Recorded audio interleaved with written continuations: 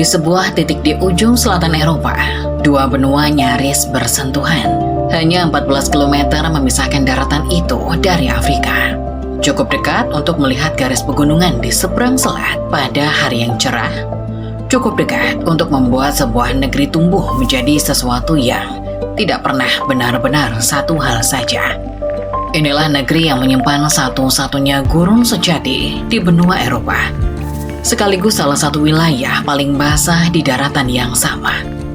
Negeri yang memiliki puncak bersalju dalam jarak pandang dari pantai yang hangat sepanjang tahun. Negeri yang lahir dari tabrakan dua lempeng benua, dibentuk ulang oleh 8 abad kekuasaan yang datang dari seberang selat, lalu diwarisi oleh generasi yang belajar hidup di antara kontras-kontras yang seharusnya tidak mungkin berdampingan. Inilah Spanyol.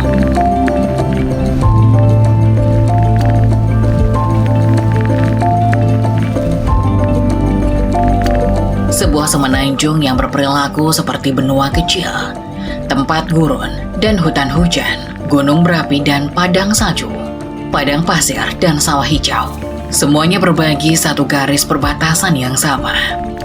Dan tidak ada tempat yang memperlihatkan paradoks itu sejelas Almeria, di ujung tenggara negeri ini. Di sana, hujan nyaris tidak pernah turun. Curah hujan tahunannya kurang dari 200 mm. Jumlah yang membuat tanah di sekitarnya nyaris tidak bisa menumbuhkan apapun selain semak berduri dan kaktus liar. Inilah Desierto de Tabernas, gurun satu-satunya di benua Eropa.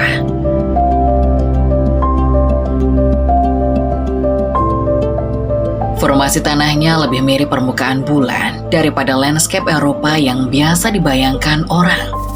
Bukit-bukit pasir tandus, tebing berbatu yang retak oleh panas, dan langit yang nyaris tidak pernah mendung. Di musim panas, suhu udara bisa menembus 47 derajat Celcius. Ketika malam turun, suhu itu bisa jatuh hingga minus 5 derajat. Karena tanah kering tidak menyimpan panas seperti tanah lembab di tempat lain. Gurun ini terbentuk oleh sebuah jebakan geografis yang kejam. Dua rangkaian pegunungan mengapit wilayah ini dari dua arah, dan udara lembab yang datang dari Laut Mediterania menumpahkan seluruh kelembapannya di lereng-lereng pegunungan itu sebelum sempat mencapai cekungan di baliknya. Yang tersisa untuk Tabernas hanyalah udara kering dan matahari yang tidak kenal ampun. Landscape seperti ini ternyata punya daya tarik yang tidak terduga. Sejak tahun 1960-an, para pembuat film menemukan bahwa tanah tandus ini adalah kembaran sempurna dari gurun Amerika bagian barat daya. Set-set kota koboi didirikan dan tidak pernah dibongkar. Dari situ lahir genre yang kini dikenal sebagai spaghetti western, dan ratusan produksi lain menyusul dari kisah Cleopatra sampai serial epik tentang 7 kerajaan. Reruntuhan kota tiruan itu masih berdiri sampai sekarang, seperti hantu Hollywood yang tersasar jauh dari gurun Eropa. Tapi, manusia di sini tidak hanya belajar memanfaatkan gurun sebagai latar cerita. Mereka juga belajar menaklukkannya. Di sepanjang pesisir selatan Almeria, ribuan hektar tanah tandus kini tertutup rumah kaca berbahan plastik putih. Terhampar begitu luas hingga terlihat jelas dari luar angkasa. Penduduk setempat menyebutnya Mar de Plastico, lautan plastik. Di balik lembar-lembar plastik itu, sistem irigasi tetes mengalirkan air dari akuifer bawah tanah setetes demi setetes, mengubah tanah yang nyaris tidak bisa ditumbuhi apapun menjadi penghasil jutaan ton tomat, paprika, dan melon setiap tahun. Sebagian besar dikirim ke meja makan di seluruh Eropa Utara. Ratusan ribu orang bekerja di antara barisan rumah kaca itu. Banyak di antaranya pekerja migran yang datang dari seberang selat Gibraltar, membangun kehidupan baru di tanah yang setengah abad lalu bahkan tidak sanggup menumbuhkan gandum. Warna putih dari lembar-lembar plastik itu memantulkan begitu banyak cahaya matahari, hingga suhu udara di sekitarnya justru turun sedikit demi sedikit, sementara wilayah-wilayah di sekitarnya terus memanas. Gurun yang paling kering di benua ini, dengan caranya sendiri yang aneh dan penuh kontradiksi, kini menjadi salah satu lumbung sayur paling produktif di dunia. Tapi, hanya dengan menempuh sekitar 50 km dari gurun ini, dunia berubah total. Sierra Nevada menjulang dari cekungan tandus itu, membentuk barisan pegunungan tertinggi di semenanjung Iberia. Puncaknya, Mulatan, berdiri di ketinggian 3.478 meter, tertutup salju hampir sepanjang tahun. Ini adalah resor ski paling selatan di seluruh Eropa. Tempat yang memungkinkan pengunjung bermain ski di pagi hari, lalu berenang di pantai Mediterania yang hangat pada sore harinya dalam satu hari yang sama. Sierra Nevada lahir dari tabrakan lempeng Afrika dan Eurasia. Proses geologi yang sama yang mengangkat pegunungan Alpen di timur laut dan pegunungan Atlas di seberang selat. Dari puncaknya, pada hari yang jernih, garis pantai benua Afrika bisa terlihat di kejauhan, seolah dua benua sedang saling menatap dari jarak yang terlalu dekat untuk kebetulan. Di kaki pegunungan inilah Granada berdiri. Dan di jantung kota itu tersimpan lapisan sejarah yang membuat Spanyol berbeda dari negara lain di Eropa. Selama hampir 8 abad, sebagian besar semenanjung Iberia berada di bawah kekuasaan dinasti-dinasti Muslim yang datang dari seberang selat, menciptakan sebuah peradaban yang dikenal sebagai Al-Andalus. Alhambra, istana dan benteng yang menjulang di atas Granada, adalah warisan paling megah dari masa itu. Ukiran geometrisnya yang rumit, kolam-kolam air yang memantulkan langit, dan taman-taman yang disusun mengikuti prinsip surga dalam kosmologi Islam. Semuanya masih berdiri hampir utuh setelah lebih dari 600 tahun. Di bukit seberang istana itu, di kawasan Sacro Monte, sebuah komunitas lain menulis lapisan sejarah yang berbeda. Selama berabad-abad, keluarga-keluarga Gitano menggali rumah langsung dari lereng bukit berbatu, menciptakan pemukiman gua yang menyatu dengan tanah itu sendiri. Dari dalam gua-gua itu pula, lahir salah satu bentuk seni paling mentah yang pernah diciptakan Spanyol, Cante Hondo, nyanyian dalam, akar dari apa yang kemudian dikenal dunia sebagai flamenco. Suara serak yang menjerit tentang kehilangan, hentakan kaki yang mengetuk lantai batu, seperti detak jantung yang dipaksa keluar, dan petikan gitar yang bergerak antara kemarahan dan kerinduan. Semuanya lahir dari sejarah pengusiran, kemiskinan, dan ketahanan komunitas yang selama berabad-abad hidup di pinggiran masyarakat Spanyol yang lebih luas. Di Cordoba, jejak masa itu terlihat dalam bentuk lain. Sebuah masjid raksasa dengan ratusan pilar merah putih yang berjajar seperti hutan batu, yang kemudian di tengahnya dibangun sebuah katedral Katolik tanpa membongkar bangunan asli di sekelilingnya. Dua peradaban, dua keyakinan berdiri dalam satu struktur yang sama, lapis demi lapis, seperti geologi sejarah manusia. Toledo, kota lain di jantung negeri ini, bahkan mendapat julukan kota tiga budaya. Karena komunitas Muslim, Kristen, dan Yahudi pernah hidup berdampingan di sana selama berabad-abad, meninggalkan sinagog, masjid yang diubah menjadi gereja, dan istana-istana yang saling bertukar gaya arsitektur satu sama lain. Ke arah barat dari Toledo dan Cordoba, menuju perbatasan dengan Portugal, landscape berubah menjadi padang savana yang jarang dibayangkan orang ketika memikirkan Eropa. Inilah Deheza. Padang luas yang ditaburi pohon ek tua, tempat babi hitam Iberia dilepas berkeliaran bebas di antara rerumputan dan bebayangan pohon. Setiap musim gugur, ketika biji ek berjatuhan, babi-babi ini bisa menempuh hingga 40 km sehari mencari pelota. Biji ek yang menjadi satu-satunya makanan mereka pada bulan-bulan terakhir sebelum disembelih. Pola makanan itulah yang kelak menghasilkan Hamon Iberico de Bellota. salah satu daging yang paling ikonik di dunia, dengan lemak yang meleleh pada suhu tubuh manusia dan proses pematangan yang bisa memakan waktu hingga 4 tahun di ruang-ruang penggantungan yang gelap dan sejuk. Dehesa dulu menutupi hampir 90% daratan Spanyol. Kini yang tersisa hanyalah beberapa kantong di Extremadura dan Andalusia Barat. Tapi di sanalah ritme hidup gembala-gembala tua masih bertahan, mengikuti musim biji ek seperti nenek moyang mereka ratusan tahun lalu. Tidak jauh dari sana, di Provinsi Jaén, savana pohon ek berganti menjadi sesuatu yang jauh lebih seragam dan jauh lebih luas. Bar de Olivos, lautan pohon zaitun yang berbaris rapi mengikuti kontur bukit sejauh mata memandang. Provinsi ini sendirian menanam puluhan juta pohon zaitun, dan Spanyol secara keseluruhan menyumbang hampir separuh produksi minyak zaitun dunia.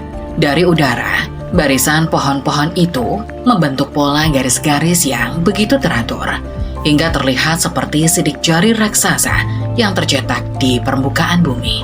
Setiap musim gugur dan musim dingin, keluarga-keluarga petani turun ke ladang, memanen buah zaitun dengan tangan atau mesin penggetar batang, mengumpulkan hasil yang kemudian diperas menjadi minyak dalam hitungan jam agar rasanya tetap segar. Tanah yang sama yang dahulu menumbuhkan gandum bagi Kekaisaran Romawi kini menjadi sumber penghidupan bagi ratusan ribu keluarga, terikat pada siklus panen yang tidak banyak berubah selama 2000 tahun. Ke arah barat daya dari Sierra Nevada, landscape berubah lagi. Kali ini menjadi salah satu cagar alam paling penting di seluruh benua. Taman Nasional Donana membentang di muara sungai Guadalquivir, sebuah dunia rawa-rawa payau, bukit pasir, dan hutan pinus yang berganti wajah mengikuti musim. Ketika musim hujan tiba, rawa-rawa ini terisi penuh dan berubah menjadi salah satu lahan basah terpenting di Eropa, tempat ratusan ribu burung air singgah dalam perjalanan migrasi mereka antara Afrika dan Eropa Utara. Flamingo, bangau, dan ibis mengkilap memenuhi cakrawala rawa dalam formasi yang bergerak seperti kain yang tertiup angin. Tapi penghuni paling langka Donana bukan burung. Di antara semak-semak Mediterania dan padang rumput terbuka, Lynx Iberia bergerak sendirian dan nyaris tak terlihat.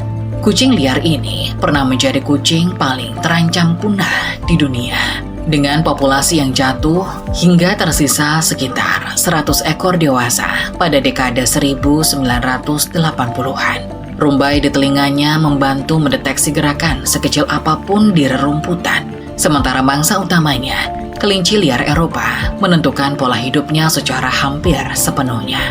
Populasinya perlahan pulih berkat perlindungan ketat, tapi kucing ini tetap menjadi salah satu simbol paling rapuh dari kekayaan hayati Spanyol.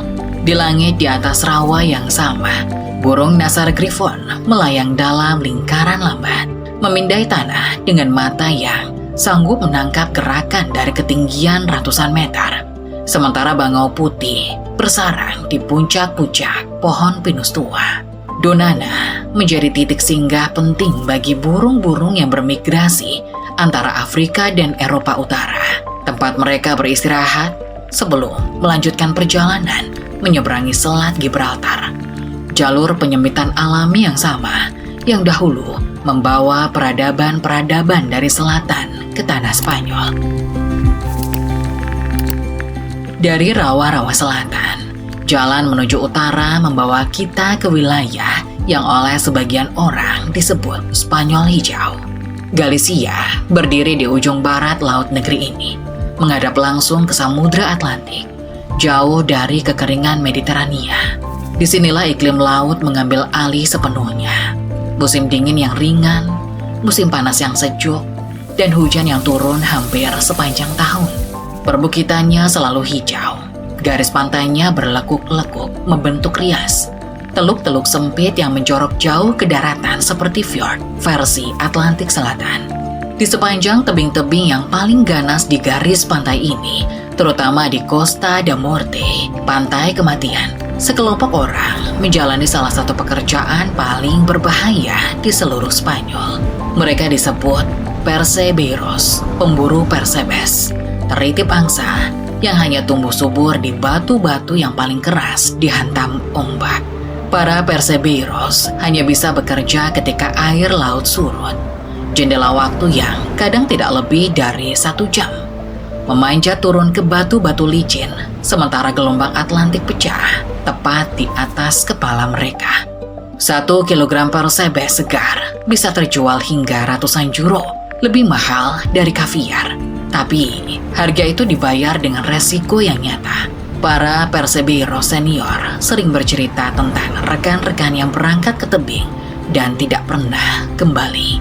Setiap musim dingin menjelang akhir tahun, mereka tetap turun ke batu-batu itu, mempertaruhkan diri demi sepiring makanan yang akan disantap orang lain jauh dari jangkauan ombak yang mereka lawan. Di ujung Galicia berdiri Santiago de Compostela, titik akhir dari salah satu rute ziarah tertua di dunia Kristen, Camino de Santiago.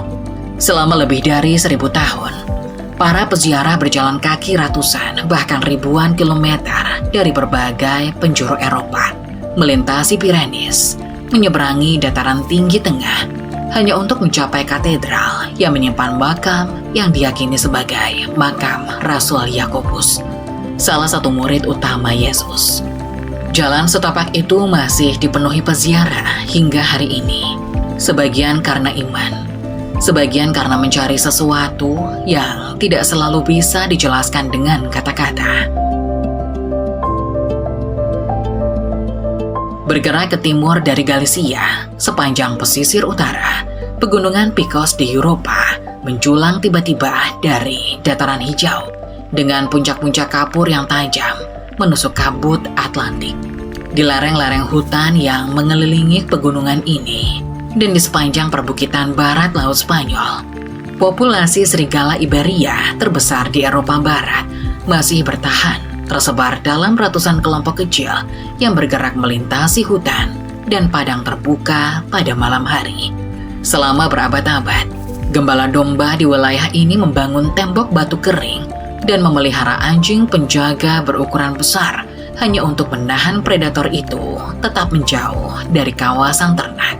Sebuah perlombaan senjata sunyi yang berlangsung generasi demi generasi antara manusia yang ingin menjaga ternaknya dan hewan yang hanya ingin bertahan hidup di tanah yang sama. Di baliknya, Tanah Basque menyimpan salah satu bahasa paling tua dan paling misterius di Eropa. Bahasa yang tidak berkerabat dengan rumpun bahasa lain manapun di benua ini, bertahan melewati gelombang demi gelombang penaklukan yang mengubah bahasa-bahasa di sekitarnya. Tidak jauh dari kawanan serigala itu, di perbukitan Kapur Cantabria, sebuah gua sempit menyimpan sesuatu yang mengubah pemahaman dunia tentang manusia purba. Di langit-langit gua Altamira, sekelompok manusia yang hidup sekitar 36.000 tahun lalu melukis bison, kuda, dan rusa dengan arang dan oker merah. Memanfaatkan tonjolan alami batu untuk memberi kesan 3 dimensi pada tubuh hewan-hewan itu. Ketika lukisan ini pertama kali ditemukan pada 1879, para ahli menolak mempercayainya karena mereka yakin manusia zaman es tidak mungkin melukis seindah itu. Butuh lebih dari 2 dekade perdebatan sebelum dunia akademis akhirnya mengakui keasliannya. Kini, gua aslinya ditutup untuk umum demi melindungi lukisan yang rentan terhadap kelembapan dan napas manusia. Tapi, jejak tangan yang dicetakkan di dinding batu itu tetap menjadi salah satu bukti paling awal tentang dorongan manusia untuk menciptakan sesuatu yang lebih tahan lama dari dirinya sendiri. Di kota-kota pelabuhan Basque seperti San Sebastian dan Bilbao, laut yang dingin dan berombak besar telah lama membentuk cara hidup penduduknya. Selama berabad-abad, para nelayan Basque berlayar jauh melintasi Atlantik Utara sampai ke perairan yang kini menjadi bagian dari Kanada untuk memburu ikan kod. jauh sebelum banyak bangsa Eropa lain berani menyeberangi samudra itu. Warisan maritim itu masih hidup dalam budaya kuliner setempat, di mana bar-bar kecil memenuhi meja mereka dengan pinkos, potongan roti kecil yang ditumpuk dengan ikan, daging, dan sayuran. Disusun serapi mungkin seperti karya seni miniatur yang bisa dinikmati sambil berdiri, berpindah dari satu bar ke bar lain sepanjang malam. Ke arah tenggara dari sana, dataran tinggi tengah Spanyol membentang luas dan datar. Meserta, jantung geografis negeri ini. Disinilah iklim menjadi paling ekstrim, sekaligus paling kontinental. Dengan musim panas yang bisa mencapai 35 derajat Celcius, dan musim dingin yang jatuh hingga minus 15 derajat. Kadang disertai salju tebal. Angin bertiup melintasi ladang gandum tanpa halangan, memutar-mutar kincir angin tua yang pernah menginspirasi kisah tentang seorang kesatria tua yang menganggap kincir-kincir itu raksasa jahat. Di tepi utara Meserta, mengikuti aliran sungai Ebro, wilayah La Rioja menghampar dalam barisan kebun anggur yang tersusun rapi mengikuti kontur bukit. Tanah di sini campuran kapur dan lempung yang menyimpan panas siang hari, lalu melepaskannya perlahan sepanjang malam, telah menghasilkan anggur merah sejak masa Romawi. Setiap musim gugur, keluarga-keluarga petani memetik buah anggur dengan tangan, mengikuti ritme yang nyaris tidak berubah selama berabad-abad, sebelum buah itu diperas dan dibiarkan menjadi sesuatu yang jauh lebih tua dari kebun tempat anggur itu tumbuh. Di tengah dataran itulah Madrid berdiri, ibu kota yang duduk di titik tertinggi di antara semua ibu kota Eropa, jauh dari laut manapun, dikelilingi oleh angin kering dan langit yang nyaris selalu cerah. Kota ini menjadi pusat gravitasi bagi seluruh negeri. Museum-museum yang menyimpan lukisan-lukisan paling penting dalam sejarah seni barat. Alun-alun besar yang dikelilingi bangunan berlantai 4 yang seragam. Dan kehidupan malam yang berjalan hingga dini hari. Seolah kota ini menolak tunduk pada jam biologis normal. Ke arah timur dari Meserta, menuju pantai Mediterania, landscape kembali melunak. Catalonia berdiri di ujung timur laut, dengan Barcelona sebagai jantungnya. Kota yang diubah selamanya oleh imajinasi seorang arsitek bernama Antoni Gaudi. Sagrada Familia, basilika yang mulai dibangun pada 1882 dan hingga kini belum sepenuhnya selesai, menculang dengan menara-menara yang lebih menyerupai formasi karang atau batang pohon raksasa daripada arsitektur gereja konvensional. Gaudi merancang bangunannya dengan meniru bentuk-bentuk alam, tulang, gua, gelombang laut, seolah arsitektur seharusnya tumbuh bukan sekedar dibangun.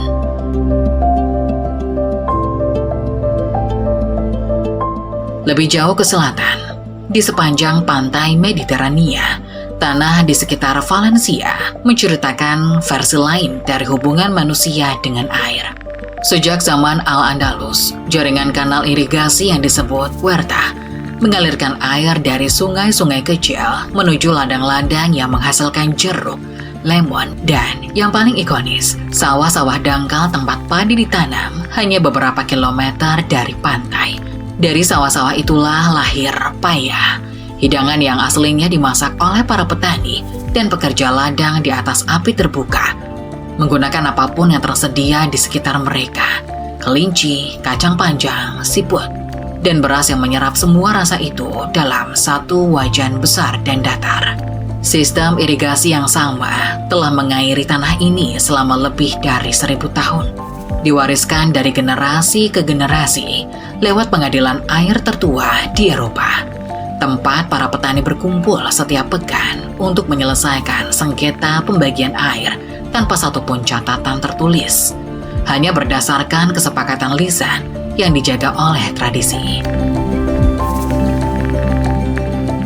Di sepanjang pantai Catalonia, Costa Brava memperlihatkan tebing-tebing berbatu yang jatuh langsung ke air biru kehijauan. membentuk teluk-teluk kecil tersembunyi yang hanya bisa dicapai lewat jalan setapak curam atau perahu. Lebih jauh ke selatan, di lepas pantai, Kepulauan Balearik mengambang di tengah Mediterania. Mallorca menawarkan pegunungan Tramuntana yang menjulang langsung dari laut. Sementara Ibiza dikenal dunia lewat kehidupan malamnya yang legendaris. Dua wajah pulau yang sama-sama lahir dari batuan kapur dan angin laut yang sama. Tapi, paradoks terbesar Spanyol justru berada jauh di luar semenanjung. Hampir 1.500 km ke arah barat daya, lebih dekat ke pantai Afrika daripada ke Madrid. Kepulauan Kanari muncul dari dasar Samudra Atlantik sebagai rangkaian gunung berapi, dan di antara pulau-pulau itu, Tenerife menyimpan Teide, gunung tertinggi di seluruh wilayah kedaulatan Spanyol. Ketinggiannya mencapai 3.718 meter di atas permukaan laut. Tapi, jika dihitung dari dasar samudra, Teide menjulang hingga 7.500 meter, menjadikannya struktur vulkanik tertinggi ketiga di planet ini. Gunung ini terbentuk hanya sekitar 170.000 tahun lalu, usia yang sangat muda dalam skala waktu geologi. Setelah sebuah longsoran katastrofik beruntukkan sisi gunung yang lebih tua, letusan terakhirnya tercatat pada 1909. Tapi, Teide tetap digolongkan sebagai gunung berapi aktif, dan landscape di sekitarnya, kaldera Las Canadas yang membentang selebar 12 hingga 20 km, begitu tandus dan asing, hingga Badan Antariksa Dunia pernah menggunakannya sebagai lokasi latihan astronot yang mempersiapkan misi ke permukaan planet lain. Bahwa gunung-gunung api Kepulauan Kanari belum selesai bekerja terbukti tidak jauh dari Tenerife, di pulau tetangganya, La Palma. Selama hampir 3 bulan, Gunung Cumbre Vieja memuntahkan lava yang mengalir turun menuruni lereng, menelan lebih dari 1.000 rumah, gereja, sekolah, dan yang paling menentukan bagi perekonomian pulau itu, ribuan hektar kebun pisang yang menyumbang hampir separuh pendapatan penduduk setempat. Ketika lava akhirnya mencapai laut, lava itu membentuk dataran baru seluas puluhan hektar, tanah yang secara harfiah belum pernah ada sebelumnya di peta dunia. Bagi seorang petani pisang yang kehilangan seluruh kebunnya, gunung berapi itu bukan keajaiban geologi, melainkan bencana yang memaksanya memulai kembali dari nol. Tapi, bagi pulau itu sendiri, dalam skala waktu yang jauh lebih panjang dari satu generasi manusia, letusan semacam ini adalah bagaimana Kepulauan Kanari selalu tumbuh, dengan menghancurkan sebagian dirinya sendiri, lalu menawarkan tanah baru sebagai gantinya. Bagi penduduk asli Tenerife, suku Guanche, gunung ini bukan sekedar batu dan lava. Mereka menyebutnya tempat suci, rumah bagi kekuatan yang lebih besar dari manusia. Dan sebagian ritual yang menghormatinya masih dijalankan hingga hari ini. Menjelang senja dari ujung selatan Spanyol, pegunungan Afrika kembali terlihat di seberang Selat Gibraltar. Jaraknya hanya 14 km. Tetapi di antara dua daratan itu pernah lewat pasukan, pedagang, bahasa, tanaman, musik, dan keyakinan yang kemudian menetap selama berabad-abad.